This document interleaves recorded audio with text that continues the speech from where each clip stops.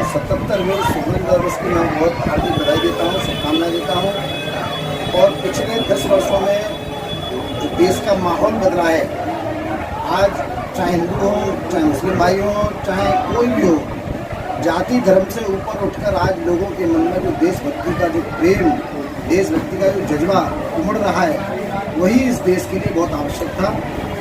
आज राजनीतिक दलों की सीमाओं से ऊपर उठकर, जाति धर्म की सीमाओं से ऊपर उठकर आज हर हाथ में तिरंगा जो दिखाई दे रहा है, निश्चित रूप से उसका श्रेय मैं देश के यशस्वी, लोकप्रिय और विश्व के सर्वाधिक शक्तिशाली नेता आदरणीय प्रधानमंत्री हमारे श्री नरेंद्र मोदी जी को देना चाहूँगा कि आज उन्होंने जो देशभक्ति का जज्बा देशवासियों के मन में जागृत किया है। अभी मैं देख रहा था टेलीविजन पर, देश ही नहीं पूरे विश्व में जहाँ जहाँ भारतीय रहते हैं, आज विश्व का कोई देश ऐसा नहीं है जो भारतीय ना रहते हो।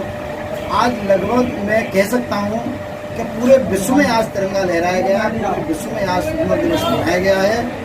और आज चाहे बच्चे हों, बुजुर्ग हों, महिलाएं हों, आज बाजारों में आप देखिए लोग मोटरसाइकिल पर, पैदल, हाथों में देश का झंडा लेकर, तिरंगा लेकर तो जिस प्रकार से निकल रहे हैं, वो दिन दूर नहीं कि जब एक बार पुनः हमारा जो देश हिंदुस्तान है तो पूरे विश्व पर राज करेगा, विश्व गुरु बनेगा।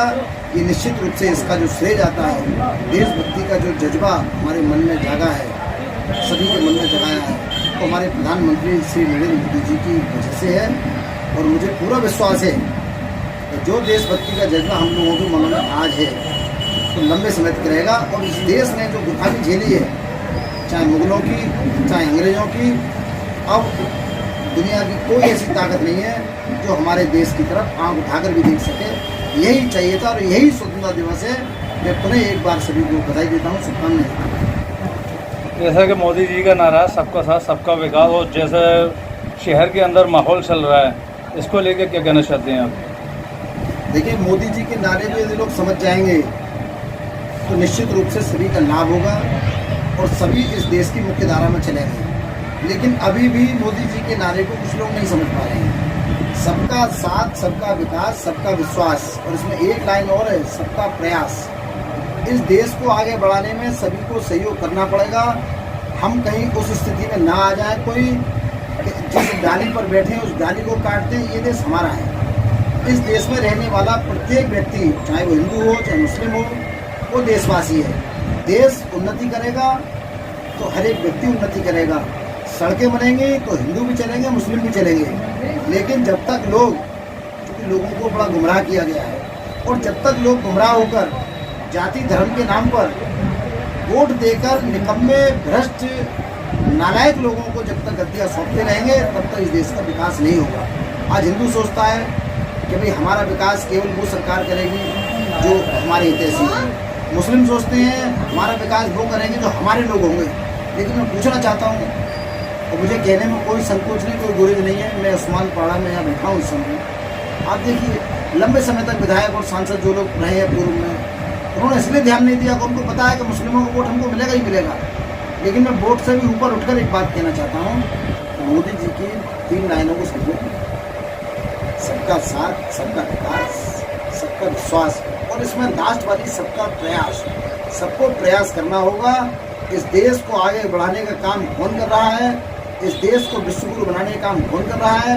इस देश को विकास के पथ पर आगे ले जाने का काम कौन कर रहा है? किस पार्टी से है, किस जाति से है, किस धर्म से है? ये भूलकर हमको इस देश के विकास में अपना योगदान देना होगा।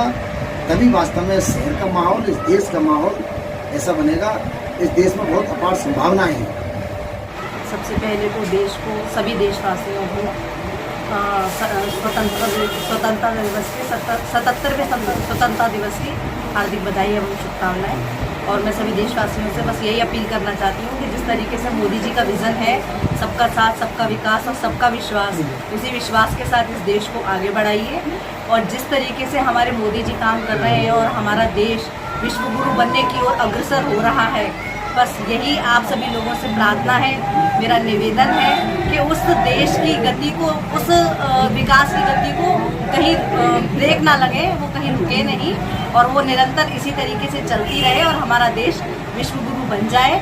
अभी तो सिर्फ हमारा देश भारत हमारा 30वीं बड़ी अर्थव्यवस्था बनाए। हम चाहते हैं वो बहुत ही जल्दी पहली अर्थव्यवस्था बन जाए। धन्यवाद।